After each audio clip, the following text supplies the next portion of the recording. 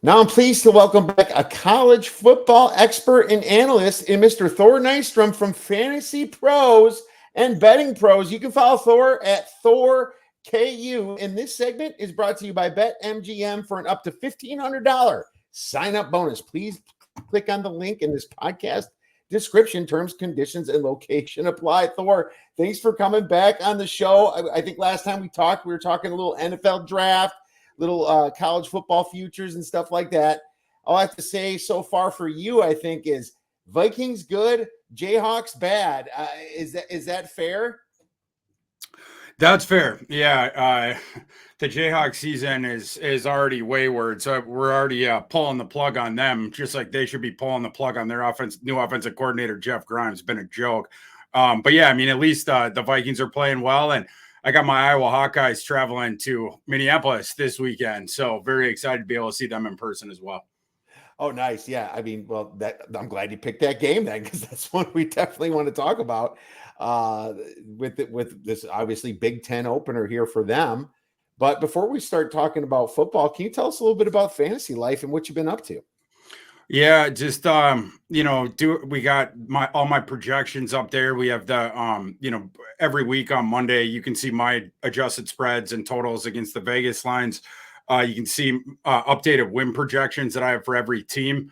I'm always interested in those, how they go up or down based on the results the previous weekend, and then the new adjusted spreads, based on movement up and down the power rankings, and that will spit out a new win expectancy for games. So something that future bettors really like as well, trying to get ahead on value on that.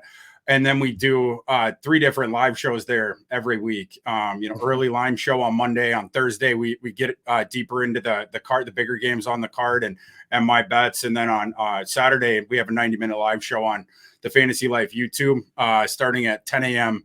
Eastern to 11:30 Eastern. Me, Eric Froton, and Coach Gene Clemens just handicapping the card. All of our player props in college to me is the most profitable market you can do during the fall. So, and that's what I've been doing all day, is just locking in those, handicapping those, locking those in, and then writing some of them up for the website. So yeah, just a bunch of stuff for Fantasy Life. That's awesome, man. Pretty new place, and it looks pretty cool. It looks like Matthew Berry kind of got that started a little bit from what I understand. And is he a pretty cool dude? I'm sure you've met him a few times. Yeah, he is. He is for sure. It's different, like being a fan of someone, like, since I don't want to date Barry, but more or less since I was like a kid, like, was listening to his stuff and the podcast and seeing him on TV and reading the columns and stuff. And then he was my last interview at Fantasy Life. So I talked to like all the other people, and he was like the final boss kind of. And that was really interesting. Just an honor that he brought me on to his company, specifically to start up both the college and the NFL draft coverage. They're ramping both them up, and to be identified as that, to do that for that company and by that guy was really, really cool. That is cool. And I think last time I had John, you had a special announcement, but couldn't say it yet. But that is really, really awesome. And congratulations. That's just absolutely wonderful. Great stuff over at Fantasy Life, which does a lot of stuff, college football, obviously the pro football as well. So, they have a great show out there, lots of podcasts. It is in my rotation. Let's talk a little college football. Biggest shockers right now, what would you say in college football? I think Florida State is maybe a little overused, but why don't you give me a couple of your thoughts? Yeah, I mean, for sure, as far as a stunner, it would definitely be Florida State. By the way, I don't think we've seen the bottom for them yet, because I think they're going to lose to Cal this weekend too. So yeah, I mean, like, speaking of those projections, I was trying to see where I had Florida State had fallen down to now. It's like 3.9 wins I have Florida State projected for. It's getting grisly there. So that's been a big surprise. I think, obviously Florida as well in the same state. They're a team that's just going to win a couple games this year. I'm surprised they haven't pulled the plug officially on Napier yet. I'm curious what's going on behind closed doors there, because there was reports that they'd already had the buyout money for him. maybe just give them a week or two more or whatever, try to figure out the reorganization of the staff. But I guess on the other side, one of the positive surprises has been Indiana. Now, Cignetti, their new coach, over, in his first press conference, he's like, they ask him like what he's going to tell the recruits to convince them to go to Indiana. And he's like, I win, Google me. And they're already doing that. It's 3-0. And they're trouncing some people. We'll have to see once the schedule gets harder. But one of the things we talked about over the summer was Indiana, after the years of being forced, in that division to play the three top teams, Ohio State, Michigan, and Penn State. Now with the, the new teams, the 4 new teams coming into the Big Ten, they did away with the divisions. And Indiana this year, the schedule got much, much easier. And luckily for them, it happens to coincide with, getting a really, really good coaching staff in there, and then a coaching staff that elevated the talent of the program immediately through the transfer portal. They did a fabulous bang-up job signing people in the portal and guys that would fit Cignetti's system. So Indiana, huge stock up. Absolutely. And, I was pretty high on Indiana coming in, but maybe not even high enough. And you can just see the team that they beat in UCLA, which I was lower on them, but not this low. I mean, UCLA looks pretty bad, my man. So I guess you can say that was somewhat of a shocker based upon the name, especially. I think nobody saw that coming. Florida State, like you said, the number one shocker. Florida was expected to be bad also, but not this bad.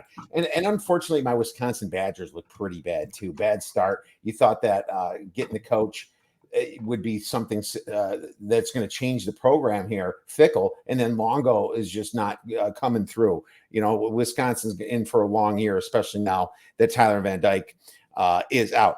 And you know what you should do is, if someone says, "Hey Thor, why should I follow you on Twitter?" Well, I win. Google me. That's all you got to say. And then I like you get a couple more guys. So we might have to steal that from Kurt. I love that line. That is wonderful. I'll do that. Let's move on to the next. And overrated, underrated. Do you have like a team or so that you'd like to throw out there that you think is still kind of overrated compared to your rankings and compared to the market, or underrated, or both?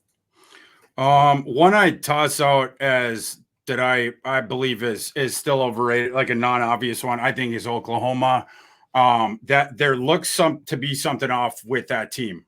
They've had a cluster of injuries at the wide receiver position, which is maybe their internal excuse for why Jackson Arnold hasn't played very well. I would wonder, why didn't you try harder in the transfer portal on that? They did get Deion Burks, but their whole offense, it's devolved to just throwing, it's like Arnold gets a snap and then he immediately throws down the line to Burks, manufactures a touch, and then it's like Deion Burks. Now you have to manufacture the yards after the catch. They don't have much other receiving talent. They do not have a singular talent at running back. And it's sad because Oklahoma, their defense, they've finally gotten it to where Venables wants it. But that's a team that, I think is going to struggle here as we get into SEC play. So that would be one there. And then I have them at number 18. Am I around where you are, or are you even lower than that? Well, in your power rankings? Yeah. 18 in my power ratings. I got them 16, and I feel like I should have them lower. Yeah. So, I mean, yours is probably more right than mine. It's like, with this stuff that, you're balancing two different things when you do the power rankings, which is, we know that it's more predictive with the power rankings, even, a month into the season, to still have a weight on the performance last year and in the past, whatever. Whereas, so you have to bake some of that stuff in, because there can be fluky results the first couple of weeks. And so it's like, what's the math telling you, and what, how far are you willing to go out with the adjustments to match what your eye is seeing with them? Right. And Oklahoma, yeah, I mean, like I said, I still have them at 16, but I sort of like your standing of them a little bit better than mine. It's not a team that I love going forward. And, my numbers, it's hard to justify laying more than a touchdown with Tennessee in Norman. I would definitely not take those points in that game, especially with how pissed Heupel is at Oklahoma.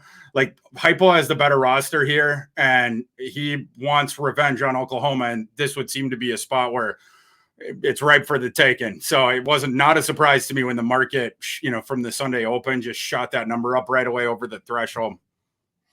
Yeah, I haven't been a Venables head coaching guy myself. I'm still lower on him, and I agree with you. And yeah, you're right. It's a balancing act, because you don't want to overreact after 2 weeks. I think strength of schedule might be the most important thing to look at going forward here for the next week or two.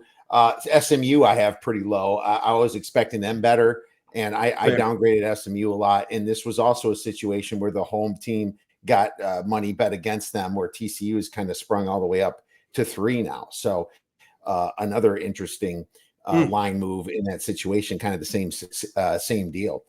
But let's talk about the fun stuff, man. And that is sports and college football coming up here. Illinois versus Nebraska. And we have to cover this one. It's the Big Ten opener for these teams. Nebraska is laying -7.5.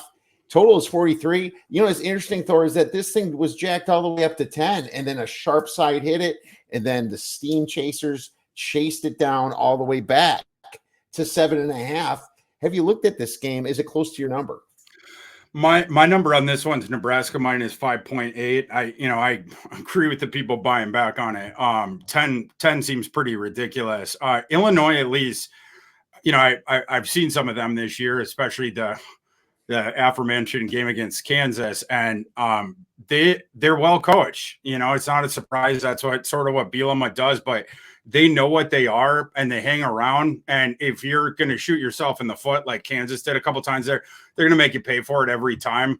So it doesn't really profile as a team that can get run off the field by a non-elite team. And even though Nebraska certainly is better, Nebraska is going to snap their 6 or 7 year streak without a bowl game this year, but I don't know. It's not a team that you look at and for instance, they dominated Colorado and dominated right from the start. And what was that, 18-point win, something like that?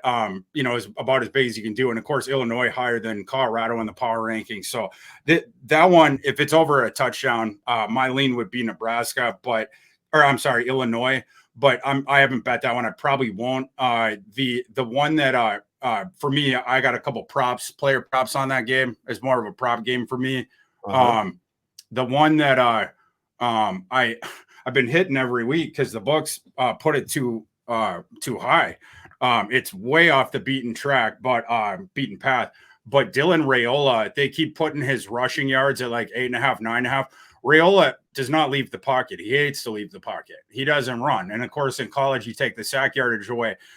We hit that the first couple weeks, and then last week was the first time it lost because he got loose for like I think he won by half a yard. Mm-hmm. I gotta look back in my memory. He lost one of them, but I think he finished that game with 7 or 8 yards, whatever, because the sack yardage coming back. But yeah, anyway, the under on that, and then they went under on Fegan too, the running back for Illinois. Nebraska's got the salty front, and then the game script, in a game where it's -7.5, you're on the road, that could push it more towards the passing. I also tossed Franklin, the receiver for Illinois, has been getting some targets there. Tossed the overs of him in on a couple, I do the prize picks and the the underdog. So I throw a lot of stuff in there, and that was just one where I wet my beak because he's been getting targets. Yeah. Okay. Well, good stuff. I love hearing about that stuff because it helps me learn. I do a lot of NFL DFS type, situations where you're talking about fantasy. It could be regular league or DFS, but it really helps you learn about handicapping this sport. So I'm glad that you dive so deep in that. I think that's awesome. I'm close to the number. I would also lean Illinois. I mean, this is the Big Ten opener, and Nebraska hasn't really. Was it proof against Colorado? Colorado kind of gave it to them. It's not like it's a Big Ten hit you in the mouth team yet. I still need more proof in Nebraska before I'm laying big points like this. Another learn game for me, but I do have a long shot with Raiola for a Heisman. I have 2 bets where I can get out of it after week 7. So I'm kind of hoping to do that and then let the other one ride type thing. So that was my plan with that kid since he's got such an easy schedule coming out. But let's move on to the next game for the sake of time. And South Alabama is facing App State, and you picked this one. This one's up to 7-ish. Is that fair? I think most books are dealing a 7 right now on this one, and the total on this, I'm pretty sure it moved. It's 63. It's still high up there at 63. What are your thoughts on this one? I don't think it's far enough. Now it had toggled to I got this one at Appy State -7 on Sunday, and on Monday it was at 7.5, and I think it was today where it toggled back to 7. I don't know what better is like South Alabama in this game, but that's fine. Like for me, if this is 7 or under, this is an Appalachian State spot. My line on this game is Appalachian State -9. You have a context thing here where Appalachian State, the thing that people remember about them is getting smoked by Clemson. They won their other 2 games, including last week at ECU, a team that looks like they can make a bowl game this year, get back to bowl season.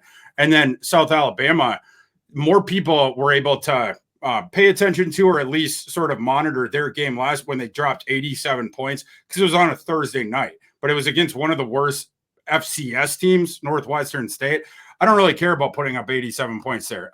South Alabama has greatly regressed under Major Applewhite compared to the Kane Womack teams, but also they have over one off season changed their identity about as much as you possibly can. Where Womack's teams, it was more like the pro style stuff and that sort of a thing, and then playing the really good defense, trying to play field position game and that sort of stuff. Whereas Applewhite, it's just totally YOLO.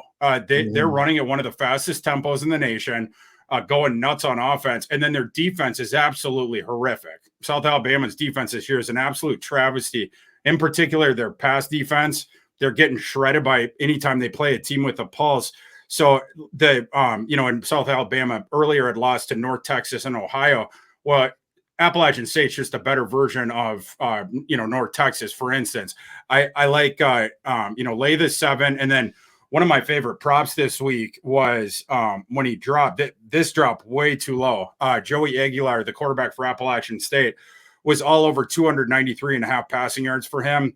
That has since come up. I mean, it going up, and it should. The last time I seen it, it was like 302 or 303. Anyway, they're shoving it up, but I think Aguilar's got a shot at 350 here. Like, wow. if your book puts out the ladders, this is a stairway to heaven type ladder, because it's just the way Appalachian State, they'll put the ball in the air in games like this. And South Alabama at least is trying to put the points on the board, and they have, like I said, arguably the worst pass defense in the nation. So Aguilar, I think it was, he went over 400. He had 424 in the game against ECU. Appalachian State's top 50 in passing explosiveness. And then he went over last regular season. Aguilar went over, the passing touchdown. So 2.5 passing touchdown. You go over that on Aguilar, it's plus money still. I mean, even with some of this movement, it was plus 125, plus 120, something like that. Aguilar went over that number in 8 of 12 regular season games last year. The reason that it's lower is because first couple games, I think he's had 2 and 2. Maybe the other one he had 1. I don't think he's gotten to 3 yet. But again, you're going up against this travesty of a pass defense and a South Alabama team that wants to run, try to put points on the board, but their defense is awful. So I'm all over the Aguilar overs and laying the points with Appy. You talked me into it. I actually have a big overlay, and the only reason I stayed on this or stayed away from it is because South Alabama is in a little bit more of a rest spot where they have a couple extra days. It's funny. They South Alabama blows away this tomato can FCS school, right? I almost think that's better for the next matchup, messing their stats up to make this line better for us at 7. Mine's 12. I'm almost embarrassed to say that, but App State, you think it might be a bad spot after a tough game at East Carolina, in which I'm high on East Carolina. But check this out. South Alabama's schedule ranks 183rd on Sagarin, and still their defensive passing success rate is 119. I mean, that's terrible. And they're 1 and 2 against that crappy schedule. I know. That's a terrible team. That's South Alabama. They are awful. I'm with it for 2 stars, my friend. I'll make this a play for the show as well. Let's move on to the next game then. And I'm going to talk about. Ooh, which one should I pick? Oh, Marshall, Ohio State. Marshall, Ohio State. Ohio State's minus 40. Total is 52. Now, I'll be honest. I did take this at 51, but dude, I don't see how Ohio State's not scoring 51 themselves, man. This is a situation where Ohio State coming off like that early bye, kids are itching to play. What do we know about Marshall? Their quarterback, Stone Earl, hasn't done a lot yet, but the running game's been good, 6.55 yards per attempt. They struggled against Virginia Tech last week. But Ohio State should really just blow the doors off this team. And the herd plays fast. They rank 7th in seconds per play, 22.13 seconds per play. That should give Ohio State a lot more possessions, in my opinion, when they're going 3 and out. I also like the Ohio State team total, but I took over 52 here for 2.5 stars, and I still like it, man. I still like it, Thor, and I think Ohio State by themselves should be able to get this. Yeah, certainly possible. And obviously the up-tempo system with Chip Kelly and all that sort of stuff. And Marshall, what are we going to see from them? I'm still trying to get my finger on that team because they went to Seth Daggy at offensive coordinator, more of the air raid type thing, and then the quarterback you mentioned, Earl. They brought him in like 5 days before the opener. Like, because it had been the guy they signed over the offseason, Mitch Griffiths from Wake Forest. He retired from the sport after spring practices, and then they were doing a competition between Pennington, the holdover, and then the kid Braylon Braxton from Tulsa. Those guys aren't good, and we know that. And so, that's where they grabbed Earl, like right before the season started. Got some continuity things there, so I'll be curious to see how they look later on in the season. But yeah, I wouldn't disagree with an overlook there. Well, here's another thing: Ohio State's got the Big Ten on deck. I mean, they should, if they're up by 40 some points, maybe it's 45-0. I do expect them to put their scrubs in, and maybe Earl gets a touchdown. I thought it was going to go to Pennington, but it didn't. It went to Earl because of Pennington, Chad Pennington, his dad, and all that. But he was just that bad, Thor. And, yeah, I guess.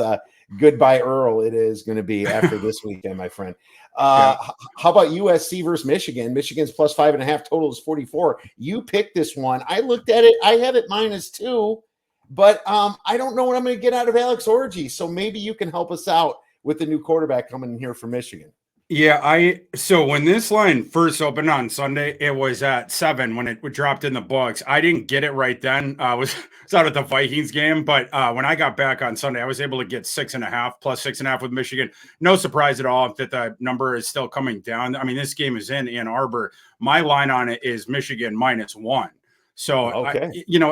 and that's with, as far as I am comfortable going, downgrading Michigan to this point. They are 0-3 against the spread. You have to say it. And then I obviously have elevated USC as well, but you just can't get to where the books drop this thing, from that perspective. The other thing that I'll say, just people that have seen Michigan this year, when Michigan named Davis Warren the starting quarterback right before the season, it was legitimately stunning. There hadn't been any chatter about that. It was Alex Orgy was the guy. He played last year on the title-winning team, coming in, situationally running around off the bench. I don't know what happened there late in camp.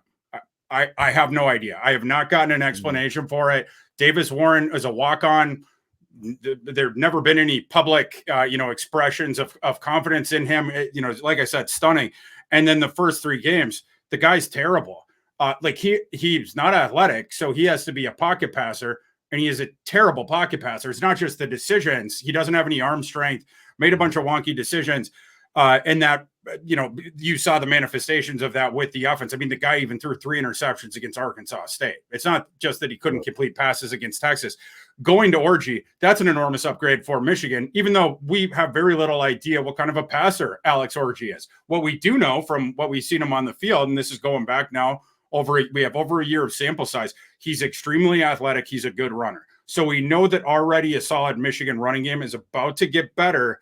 And then also through the air, again, it's sort of a mystery box. But here's the thing. Based on the quarterback play they had the first 3 games passing and the amount of interceptions that Warren had, I think it was I got it in front of me. Oh, yeah. So Warren, the first 3 games, 2 to 6 TDI and T rate. Fresno State, Arkansas State, and then, is the Michigan, but 2-6. I mean, get out of here. Orgy this year, limited attempts, of course, but 2 touchdown passes, 0 interceptions. Just through not putting giving the ball to the defense, they have now upgraded in their passing game. Colson Loveland, his status is up in the air. That's something to monitor. He got knocked out of the last one. But either way, getting the points here with Michigan, again in Ann Arbor, this USC team, they played well in the opener against LSU. LSU is clearly down. I think like in the moment that seemed more impressive than perhaps it was. I mean, LSU almost got picked off last week by not only South Carolina, but it was South Carolina's backup quarterback who, speaking of can't throw the ball or can't keep his head about him in the pocket, Robbie Ashford. And so, LSU was pretty fortunate to escape that one after Lenora Sellers went down. I think USC is overrated based on, where the market now perceives them after the LSU one, and Michigan arguably is underrated. I mean, we're going to find out. They are 0-3 against the spread. So they, we're overrated early in the season, but based on all this different stuff, I think maybe you're getting a little bit of value here. I'm certainly going to take it. I'm also on the money line. Yeah, I agree with you. My numbers, like I said, is 2. So I actually going to wait it out a little bit. I think maybe I get that 6 back again after all the hate from Michigan comes in from all the pundits, and maybe it gets driven up there, and the books need a little bit more here on one side. So I'll be that. I'll be your Huckleberry. I'll throw it in there for you, my friend. Tennessee, Oklahoma +7, total of 57.5. What's funny about this one? And we mentioned this one. I look at Oklahoma and then I'm like, okay, well, they're supposed to have an offense. They played fast last year. And then I look at this total of 57.5, and this just begs you to be like taking it over here. But no, I'm not so sure, because Tennessee's defense is really looking good. And Tennessee now has a run game. I still haven't seen the kid Iamaleava play a second half much yet, but this would be, I guess, the game that you should. I mean, I have this. I'm pretty close to the spread now. I would lean still Tennessee. I don't want nothing to do with Oklahoma. And a lot of people think Oklahoma is going to be that sharp play. Well, they sure haven't looked sharp so far, Thor. What are your thoughts? Yeah, I mean, as you can tell from me taking Michigan here, I look for actively home underdogs that I think have value in college football, and I'm happy to take those. Even though my system is showing a little bit on Oklahoma, I can't in good conscience. Like we were talking about from the top, something feels off with that Oklahoma team, and I'm hoping on offense, of course. I'm hoping that when they get back Nick Anderson and they get back Farouk, although I don't know when Farouk is coming back. It was like 6 to 8 weeks timeline, just right before the start of the season. But like at least with Nick Anderson, it would give you the long ball, to open up more space in the intermediate, get people out of the box, whatnot. But yeah, they do not have a lot of receiving talent. That, like talked about before, they don't have a dynamic running back. And is that the reason that Jackson Arnold isn't playing as well? I watched the full game that they played against Tulane over on last Saturday, and it's just there's something off there. Again, when your offense devolves to just throwing the quick outside stuff, it's a tough scene. And when now you're going to play a much better opponent, and an opponent that's going to put points on the board, Oklahoma's going to have to do something on offense. Just because of the math, I can't lay it with Tennessee, even though that's my feeling. It's the only play I could do, but I certainly can't do it with Oklahoma at home. And then the last thing on that, Josh Heupel, the revenge factor is real. I mean, like there was a front page story on ESPN.com today about it, right? Like, I mean, he feels wronged by Oklahoma, and he probably should. And this is his opportunity to go into Norman and absolutely obliterate this Oklahoma team, and a coach that he probably feels like he should have. Not only that they shouldn't have treated him poorly when he was an assistant and fired him, but maybe they should have come to Jesus with it and maybe talk to him before they hired Venables. This could be one. If Tennessee has a shot to run him off the field, Josh Heupel's going to run him off the field. Yeah, I agree with you. And Heupel looked really poised after that easy win last week. He was kind of serious, like, we have some things to fix, blah, blah, blah. Kept a straight face, He didn't look like he was ready to celebrate or anything. He's going to go back to work. So I was kind of impressed by Josh Heupel last week when he did that. Iowa versus Minnesota. Minnesota +2.5 total, 35.5. I would rip on this total if the Steelers total this weekend versus the Chargers wasn't also 35.5. I don't know what the heck's going on in the NFL, but this is a low total. I don't know, man. I'll tell you my number. I have Iowa minus 3.75, but I'm scared to bet it. Maybe you can help me out. It should be a revenge spot for Iowa. Yeah, I'm pretty close to where you're at in terms of that number. I'm a bit over 3. But so a little bit of value on, you get it under a field goal, and that's what I'm doing. I'm laying 2.5 with Iowa. They're very similar teams. It's just that Iowa is a better version of it. And then, you mentioned it, like the revenge factor here is real. And this is I live in Minneapolis. I went to grad school at Iowa. I followed the Hawkeyes about as close as anyone. I've never seen Kirk Ferentz more upset about anything in his entire career than he was upset about the overturned punt return touchdown from Cooper DeJean last year against Minnesota that would have won the game for Iowa. And not just in the moment, which he was going ballistic, but they keep bringing it up. The Iowa fans have rallied around it. It wasn't a fair catch, all this stuff. And for people out there that didn't see it, it was at the very end of the game and would have put Iowa up by 4 or 5. I forget. He returns the punt back, and they went to review whether Cooper had stepped out of bounds. He had not, but while reviewing it, the punt had hit the ground in front of him. And so he, beneath his waist, was, doing the get back for his teammates. Right as the ball had already hit the ground, now it's rolling, and then he picked it up and then he runs with it. But the officials said that him doing that was a invalid fair catch sign, and so because of that, I don't know who calls a fair catch after the ball has hit the ground. And the get back sign is pretty ubiquitous in college football, but they use that justification to overturn that, and obviously Minnesota ended up holding on there. And it got Minnesota to a bowl game. Minnesota ended up finishing 5-7. They should have finished 4-8. They had the top APR, so they were able to get into a bowl game, which they won. So a 4-8 team went to 6-7 just on that one flip call. And then with Iowa, they finished 10-2 in the regular season last year. They would have been 11-1. So like the real vitriol there. I think Iowa's coming into this one on a mission. They want to prove a point, vis-a-vis that thing last year.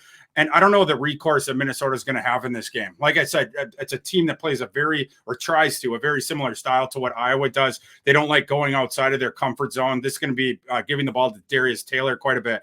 I like Iowa quite a bit in this one. Now, is it going to be a blowout? No, Iowa doesn't blow anyone out. But if you're laying less than a field goal, I'm pretty confident in Iowa pulling this one out. And yeah, they're going to do everything they can to do so. Yeah, I'm thinking money line. It's just an Iowa game. I'd feel a little bit better on the money line. Maybe find a minus 130, minus 135 situation in that. But I feel you on that one. Points are always at a premium when it comes to Iowa games, so that's what makes me a little bit nervous. But is this a night game or is this a day game? It's a night game, which I was very excited. I believe it's the NBC game at night, like their Big Ten night game deal that they put on. Was very excited to see because it will allow me to get down to the stadium, like an hour and a half early. And, of course, be in there in the building, but also get down there in my Iowa garb for the tailgating scene down there. Have some of my native Minnesotans give me some crap, but that's okay. I'll talk some smack back, and maybe I'll bring out my wasn't a fair catch T-shirt as well. Wasn't a fair catch. Sounds like a Kansas City Chiefs game, my man.